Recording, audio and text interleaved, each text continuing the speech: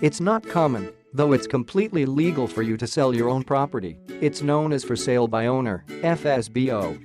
If you have a Section 32, vendor's statement, and a contract of sale, have all parties signed, and used a conveyancer for your legals, and to hold the deposit in trust, there is no problem going D on your home.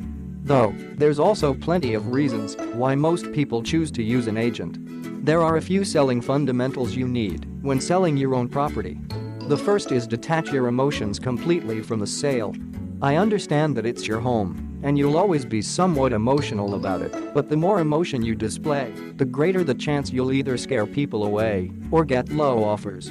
You will have to market your property. There are companies out there that allow you to use their business to feed your property to all the real estate portals, such as realestate.com.au and domain.com.au.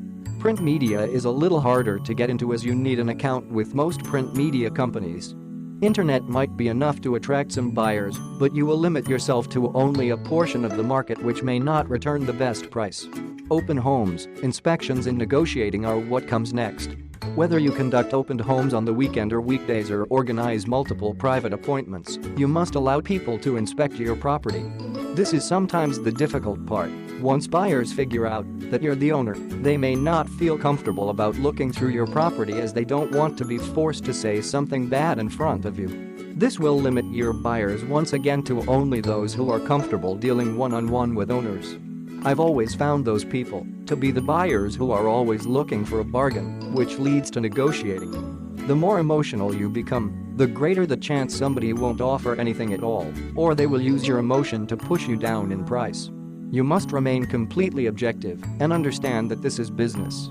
Other than that, the buyer has the right to view the property prior to settlement, so you must organize a time closer to the day for the final inspection. Have your conveyancer do the rest between sale and settlement. If you can get these steps right, you'll have a successful sale and a shot to capture the best price achievable out of those who come. Remember, it's not about what you want, it's about getting the absolute best price in the market for your property. This may be greater than you're asking, so always think whether you're leaving money on the table by going D just to save a few $1,000s on an agent that can get you tens of thousands of dollars more. To speak with someone now regarding your property, call us at Pavilion Property on 1300 728 454. We cover Melbourne CBD, the inner city suburbs, and down to the Bellarine Peninsula in Victoria. www.pavilionproperty.com.au